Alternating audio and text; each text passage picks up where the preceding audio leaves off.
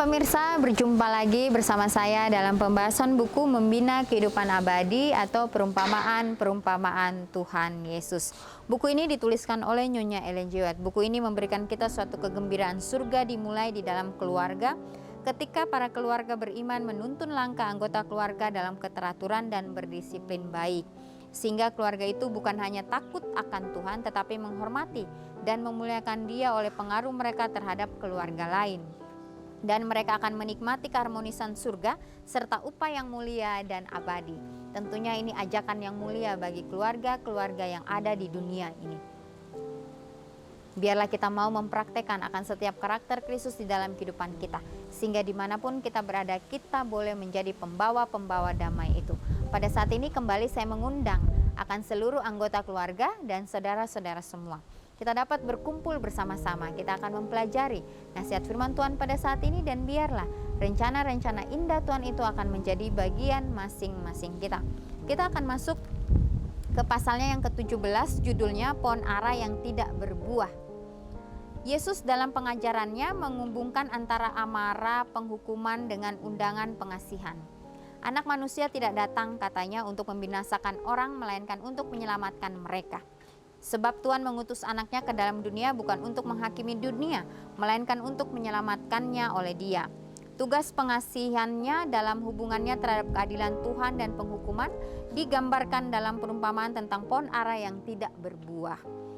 Yesus telah memberi amaran kepada orang banyak tentang kedatangan kerajaan Tuhan, dan Ia telah menegur dengan tajam sifat kebodohan dan ketidakpedulian mereka. Tanda-tanda di langit yang meramalkan iklim mudah dibaca, tetapi tanda-tanda zaman yang begitu jelas menunjukkan kepada tugasnya tidak diperhatikan. Murid-murid Yesus tidak berani menyatakan terhadap mereka sampai mereka mendengar pendapat gurunya. Ia telah memberikan kepada mereka pelajaran-pelajaran yang tandas sehubungan dengan menghakimkan tabiat orang lain dan mengukur pembalasan menurut penilaiannya yang fana. Namun mereka memandang kepada Kristus untuk mengecam orang-orang itu sebagai orang berdosa di atas yang lainnya. Mereka sangat terkejut mendengar jawabannya. Sambil menoleh kepada orang banyak, juru selamat berkata, "Sangkamu orang-orang Galilea ini lebih besar dosanya daripada dosa semua orang Galilea yang lain, karena mereka mengalami nasib itu? Tidak, kataku kepadamu, tetapi jikalau kamu tidak bertobat, kamu semua akan binasa atas cara demikian." Bencana yang mengejutkan ini dimaksudkan untuk memimpin mereka agar merendahkan hatinya dan bertobat dari dosa-dosanya. Badai pembalasan tengah berkecambuk, yang segera akan pecah melibatkan semua orang yang tidak mempunyai perlindungan dalam Kristus. Ya, jadi pada saat Kristus berada bersama dengan murid-muridnya, Kristus memberikan suatu pelajaran kepada mereka, sehingga mereka tidak hanya mementingkan diri mereka, sehingga mereka tidak menganggap bahwa diri mereka paling benar, tetapi mereka harus merangkul, baik itu orang yang hina, baik itu orang yang miskin. Mereka harus sama-sama diberikan suatu hal kasih yang sama. Yesus tidak pernah memilih-milih. Yesus tidak pernah memisah-misahkan, tetapi semua orang Yesus melihat itu sama. Ketika Yesus berbicara dengan murid-murid dan orang banyak, Ia memandang ke depan dengan tatapan yang menubuatkan dan melihat Yerusalem dikepung oleh bala tentara. Ia mendengar derap pasukan berbaris menyerbu kota yang terpilih itu dan melihat beribu-ribu orang binasa dalam penyerbuan itu. Banyak di antara orang Yahudi seperti orang Galilea dibunuh di pekarangan bait suci seperti dalam penyembelian korban persembahan. Musibah-musibah yang telah menimpa perorangan adalah amaran dari Tuhan kepada suatu bangsa yang sama-sama bersalah. Jikalau kamu tidak bertobat, kata Yesus, kamu semua akan binasa atas cara yang demikian. Untuk seketika lamanya hari pencobaan ditanggungkan atas mereka. Masih ada waktu bagi mereka untuk mengetahui perkara-perkara yang menjadi ketentraman bagi mereka. Jadi inilah bagaimana Yesus kembali lagi memperingati akan umat-umat Tuhan pada saat Dia hidup di dunia. Dia selalu memberikan amaran kepada mereka supaya mereka tidak mementingkan akan diri mereka, supaya mereka harus ambil keputusan, supaya mereka dapat membuka pintu hati mereka. Seorang katanya melanjutkan, mempunyai pohon ara yang tumbuh di kebun anggurnya, dan ia datang untuk mencari buah pada pohon itu, tetapi ia tidak menemukannya. Lalu ia berkata kepada pengurus kebun anggur itu, "Sudah 3 tahun aku datang mencari buah pada pohon ara ini, dan aku tidak menemukannya. Tebanglah pohon ini, untuk apa ia hidup di tanah ini dengan percuma?" Ya, para pendengar Kristus tidak dapat salah mengerti penggunaan perkataannya ini. Daud telah menyanyikan tentang Israel tak kala pohon ara itu dibawa dari Mesir. Yesaya telah menulis kebun anggur Tuhan semesta alam ialah kaum Israel dan orang Yehuda. Ialah tanaman-tanaman kegemarannya, generasi yang telah ditemui juru selamat untuk digambarkan oleh pohon ara dalam kebun anggur Tuhan, dan lingkungan perawatan dan berkat yang istimewa. Maksud Tuhan terhadap umatnya serta kemungkinan-kemungkinan yang mulia di hadapan mereka. Ia telah ditampilkan dalam kata-kata yang indah, supaya orang menyebutkan mereka pohon terbantin kebenaran, tanaman Tuhan untuk memperlihatkan keagungannya. Yakub yang mendekati kematian, melalui ilham dari Roh berkata tentang anak yang dikasihinya. Yusuf adalah seperti pohon buah-buahan yang muda, pohon buah-buahan yang muda pada mata air. Dahan-dahannya naik mengatasi tembok, dan lagi katanya, Tuhan ayahmu yang akan menolong engkau, yang Maha Kuasa yang akan memberkati engkau dengan berkat dari langit di atas, dengan berkat samudera raya yang letaknya di bawah. Demikianlah Tuhan telah menanam Israel sebagai pohon ara yang baik dekat mata air kehidupan. Ia telah membuat kebun anggurnya di lereng bukit yang subur. Ia telah mencangkulnya dan membuang batu-batunya dan menanaminya dengan pohon anggur pilihan. Ya, lalu dinantinya supaya kebun itu menghasilkan buah anggur yang baik, tetapi yang dihasilkannya ialah buah anggur yang asam. Ya, orang pada zaman Kristus menunjukkan kesalehan yang lebih besar daripada orang Yahudi pada abad-abad sebelumnya. Tetapi mereka terlebih miskin dari rahmat roh Tuhan yang elok.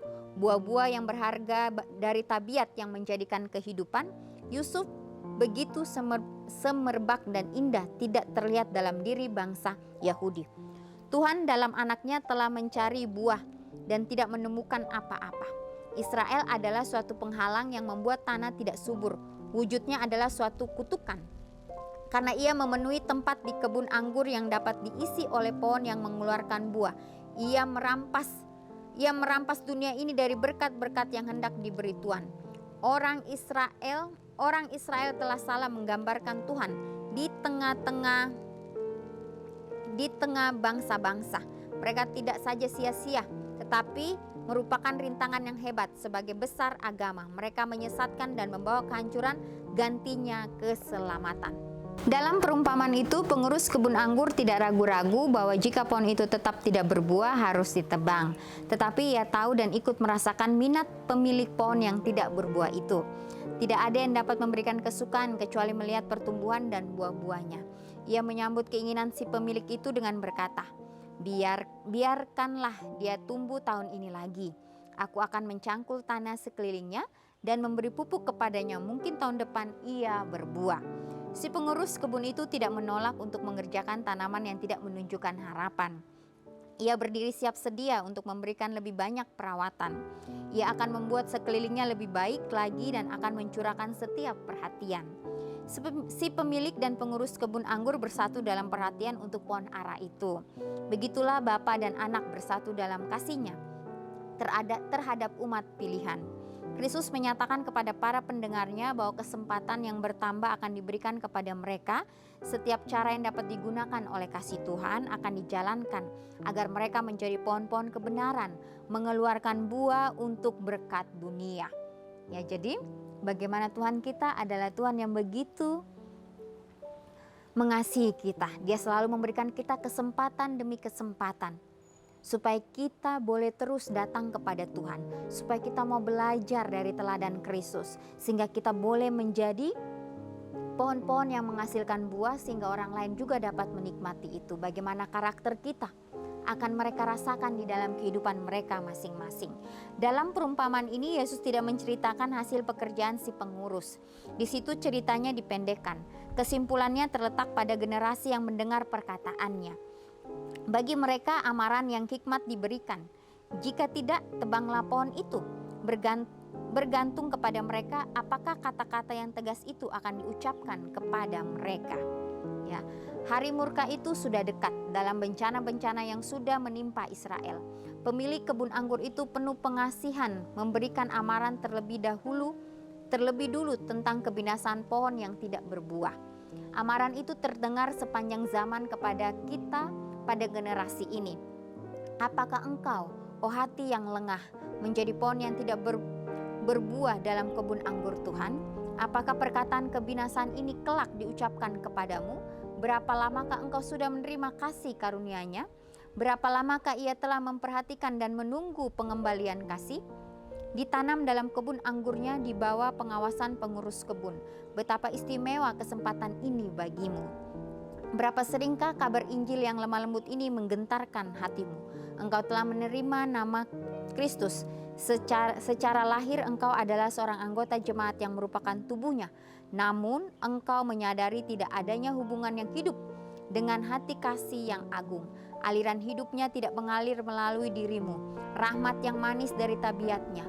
Buah-buah roh tidak terlihat dalam kehidupanmu. Hati yang tidak menyambut kepada pekerjaan ilahi menjadi keras sampai tidak bisa lagi terpengaruh oleh Roh Kudus. Ya, jadi jangan sampai kita mengeraskan hati kita. Biarlah kita mau membuka pintu hati kita sehingga Kristus dapat masuk di dalam kehidupan kita. Sehingga kita dapat mengerjakan setiap pekerjaan yang Kristus sudah berikan bagi masing-masing kita. Pohon ara yang tidak berbuah menerima hujan dan sinar matahari dan pengasuhan sang pengurus. Ia menarik makanan dari tanah, tetapi dahan-dahannya yang tidak berbuah itu hanya membayangi tanah. Sehingga tanaman-tanaman yang mengeluarkan buah tidak dapat berkembang di bawah bayangannya. Begitulah pemberian Tuhan yang dihamburkan kepadamu, tidak memberikan berkat kepada dunia. Engkau merampas dari orang lain kesempatan-kesempatan yang selain untukmu bisa diberikan kepada mereka. Ya, engkau akan sadar meski agak samar-samar bahwa engkau adalah penghalang dalam tanah. Namun dalam pengasihan Tuhan yang besar, kau belum ditebang. Ia tidak berlaku kejam kepadamu. Ia tidak pergi dengan perasaan tidak peduli atau meninggalkan engkau binasa. Sambil memandang kepadamu, ia berseru. Sebagaimana ia telah berseru berabad-abad lamanya tentang Israel. Masakan aku membiarkan engkau, hai Efraim, menyerahkan engkau, hai Israel. Aku tidak akan melaksanakan murkaku yang bernyala-nyala itu. Tidak akan membinasakan Efraim kembali, sebab aku ini Tuhan dan bukan manusia. Juru selamat yang berkasihan mengatakan tentang engkau, selamatkanlah tahun ini juga sampai aku mencangkul dan memupuknya. Dengan kasih yang tidak mengenal lelah, Kristus bekerja bagi Israel selama masa percobaan yang ditambahkan. Di salib ia berdoa, ya Bapa, ampunilah mereka, sebab mereka tidak tahu apa yang mereka perbuat. Sesudah kenaikannya, Injil diberitakan mula-mula di Yerusalem. Di sana Roh Kudus dicurahkan. Di sana jemaat yang pertama menunjukkan kuasa dari Juru Selamat yang telah dibangkitkan. Di sana Stefanus sama seperti muka seorang malaikat, membawa kesaksiannya dan menyerahkan nyawanya. Segala sesuatu yang dapat diberikan surga telah dianugerahkan. Apakah lagi yang harus kuperbuat untuk kebun anggurku itu? Kata Kristus yang belum kuperbuat kepadanya. Oleh sebab itu pengasuhan serta pelayanannya bagimu tidak dikurangi, tetapi ditambahkan. Namun ia berkata, aku Tuhan penjaganya. Setiap saat aku menyiraminya supaya jangan orang mengganggunya. Siang malam aku menjaganya. Jika ia berbuah, baiklah. Dan jika tidak, kemudian setelah itu hati yang tidak menyambut kepada pekerjaan ilahi menjadi keras sampai tidak bisa lagi terpengaruh oleh Roh Kudus. Maka pada saat itulah kata-kata diucapkan. Tebanglah pohon ini, untuk apa ia hidup di tanah ini dengan percuma. Sekarang ia mengundang engkau, bertobatlah hai Israel kepada Tuhan. Aku akan memulihkan mereka dari penyelewengan. Aku akan mengasihi mereka dengan sukarela. Aku akan seperti embun bagi orang Israel, maka ia akan berbunga seperti bunga bakung dan akan menjulurkan akar-akarnya seperti pohon mawar. Mereka akan kembali dan diam dalam naunganku dan tumbuh seperti gandum. Mereka akan berkembang seperti pohon anggur. Daripadaku engkau mendapat buah. Ya, jadi suatu pelajaran yang sangat indah bagi masing-masing kita. Bagaimana Tuhan kita memberikan kita kesempatan demi kesempatan supaya kita mau belajar daripadanya. Teladan yang Dia sudah berikan bagi kita adalah teladan yang begitu sempurna.